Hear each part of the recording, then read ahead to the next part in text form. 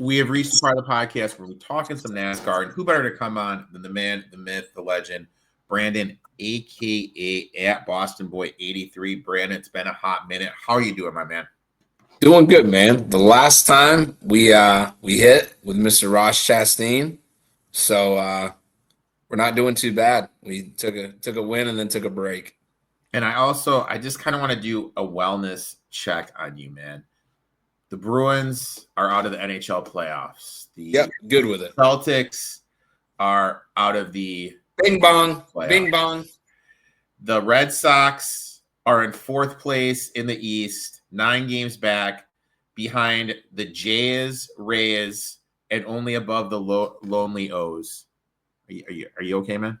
I'm doing good. We won last 4 out of 6. Got a new coach for the Bruins. And I'll go back to this, call it what it is. But as a Celtics fan, you can't win it every year. So there's that.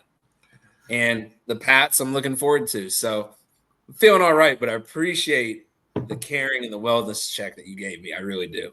All my teams usually suck, dude. So I have to go anytime I can. So I got it, man. All good. We're not here to talk about that. We are here to talk about some NASCAR. They're racing down in Mexico.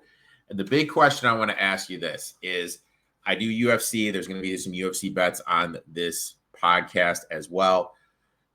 Anytime there's a fight down there, the big thing that the fighters talk about is the quality of air and how hard is it for them to breathe.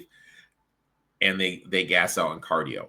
Cardio, I know people don't believe it, is a big thing in NASCAR. Is that going to face some sort of, like, should I look at this when I'm going to cap this race? I don't necessarily want to say the air for the driver, only because they're pumping so much of it through their helmet. If the air is that dirty, then maybe something. But I feel there's going to be so much oxygen going through the actual helmet that it's not like a fighter trying to catch his breath. So I don't see that being a problem. What I see the problem being is on the track with the cars themselves. This track looks like an F1 track. Mm-hmm. You have a full straightaway with, boom, a 90-degree turn. And then you go down a small straight and you have a quick 90 left, a quick 90 right. These cars don't turn like that. So there's going to be a lot of braking early. There's going to be a lot of over braking. There's going to be a lot of wheel hopping. I think you're going to see a lot more carnage early. So I think we got practice tomorrow, so I'll let you know what that looks like. But I think you're going to have a lot of on-track skill issues by drivers. Now, we each have 3 bets. Interested to see where your head's at for this. Why don't you start us out with your first bet, my friend? I am going to my boy Chase. Me and you have talked about this pretty much going on 4 years. He's amazing at road courses, dominates road courses. He at one point was 7, I believe it was 7 out of 9, and then top 5s, 9 out of 10. Hasn't won a race yet this year. And if you look at the standings, you've got 10 different winners. So in 16 make the playoffs. So that win and get in could fill up quick. So he doesn't have a whole lot of time with 11 races left. And I see him capitalizing at a road course track. And he's number 1 in points without a win. So he's being consistent. I see Chase Elliott getting his win in Mexico this weekend. I like it. I was definitely looking at him. I went in a different direction. Anyone that knows me knows I like a good story. Give me Daniel Suarez at plus 1,600. Mexican driver racing at the Autódromo. Hermanos Rodríguez offers a psychological and logistic benefits, including familiarity with the high altitude conditions, 7,315 feet above sea level.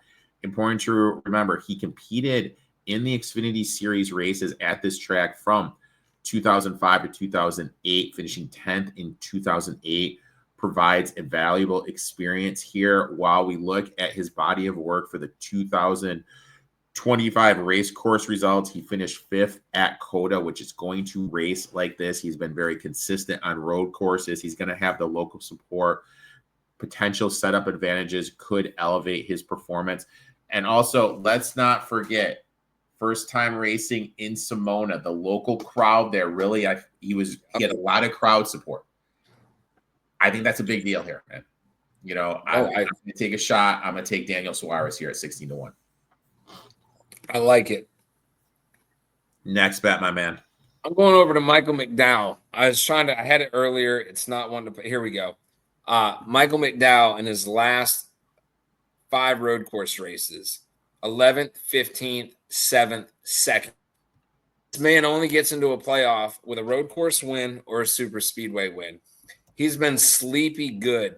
He even went when he was at the Chicago. They don't have the Chicago course on here for whatever reason. But when he was at Chicago, so actually, let me backtrack. He had 3 road course races in 2014 and 2023 that he wrecked out of. After that, first place at the Indy Road Course, 7th at Sonoma, 12th at Glen, 8 at Indy, 8 at Road America, 3rd Sonoma. You see where I'm going with this. At 18-1, nobody's looking at him. They're looking at the Elliots. They're looking at the Suarez. They're looking at any of the Allmendingers. Like, they're looking at these guys, but everybody rarely talks about McDowell. But when I turn on a road course race, somehow he is fighting for a top 5.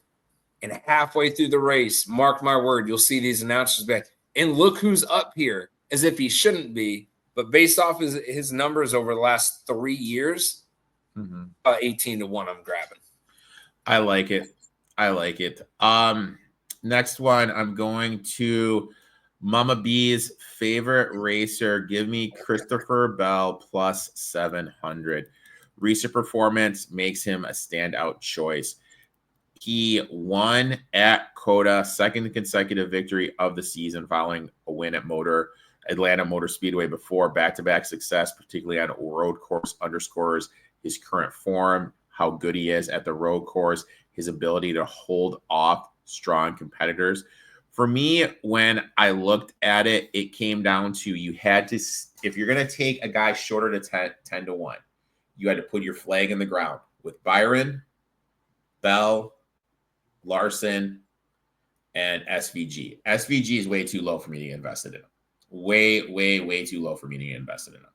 When I look at how good Bell has been on multiple courses and his ability to adapt at a course, he's none of those guys realistically. I know Suarez and some other guys have raced on it before. Haven't raced on it in a NASCAR setting. You have to put Bell on it just because he's showing he can adapt and he is good at different tracks this season. So I'm going to take Christopher Bell here at plus 700. I like it. I'm doing a top 5. I usually don't do these. I'm doing Carson Hocevar. 0 stats on the guy. All I've got to say is Dale Jr. last week said that he reminds him of his father. That's a big step for Dale Jr. to compare this rookie driver to his dad. Very aggressive. Some of the best talent. He is leading the race last week with about 10 to go, blew a tire. Week before at Charlotte, leading the race, blew a motor. Like, the kid is there to win a race with Spire Motorsports equipment. So if this guy is taking a 2-man team and consistently qualifying up front, competing for a win, and either getting wrecked out, blown tire, motor problem, what a way to get a rookie win, jump into a playoff out in Mexico. He doesn't care who's in front of him.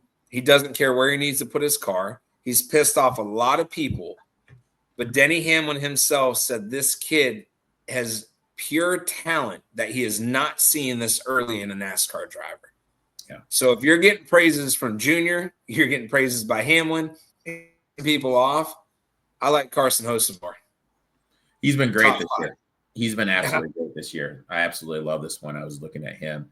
So when I looked at this, I tried to find drivers that have raced here before, and that brought me to AJ Allmendinger at 14-1. Known for excelling on road courses, multiple wins in both the NASCAR and Xfinity series. Sorry, the NASCAR Xfinity and Cup Series. Has the skills to excel at this 14 turn layout. He actually raced here in his champ car days, finishing third in 2004, second in 2005. Now, look, I know this is from 20 years ago, but he's been there and he's done that. You know what I mean? Like, he has the familiarity of the race course, and there really hasn't been any changes in that time. So he is going to be familiar with how it runs and everything. 19th in the standings, 304 points, has 4 top 10 finishes this season. I really think he sees Mexico City as a key opportunity to win, lock his place into the playoffs, because we're getting to that playoff push. He's only 18 points off the playoff line. If Dale can secure this win, he is in. And when you have how can I put this? There's certain tracks that play to certain guys. And those guys know that this is their best chance to win. And this is one of those tracks for AJ Allmendinger. And I expect we're going to see him race accordingly with that in the back of his mind. You said that it was about 20 years ago that he was there, right? Yeah. So it was around your 35th birthday, if it was 20 years ago? That would be actually my 55th birthday. All right, cool. 55th birthday, yeah. Serious note, Denny Hamlin, guys, had his baby. He will not be racing this weekend. He is on the books to bet on, and the odds are drastically high. Yeah. Don't touch him. If he does not start the race, you will be refunded your money. It's going to be a waste of a pick. Denny Hamlin is not racing this weekend. And it's just, I don't know. It's just kind of funny that the books haven't listed him yet.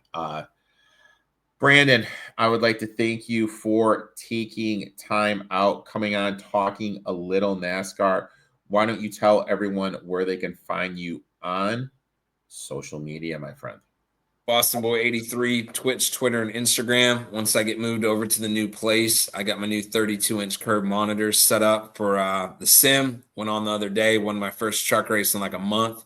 So looking to jump back on and pick up the streaming again. So have you guys back on. Make sure you give my boy Brandon a follow, and we'll be back next week. Best of luck in your bets, and we'll talk soon, my man. Oh, also, I totally forgot before we sign off. What did you think of the new kid, Anthony, that came up? So first game, just completely misses an outfield ball, 2-run score.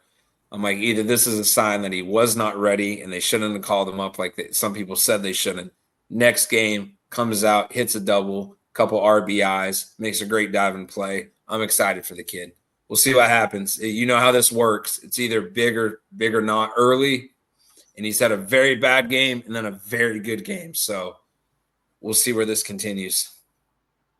I liked him. I had him in the second game over 1.5 hits, runs, RBI, so I'm all about it. Make sure to give my boy Brandon a follow. We'll be back next week. Best of luck in your bets, my man. Thanks, guys. Cash them in.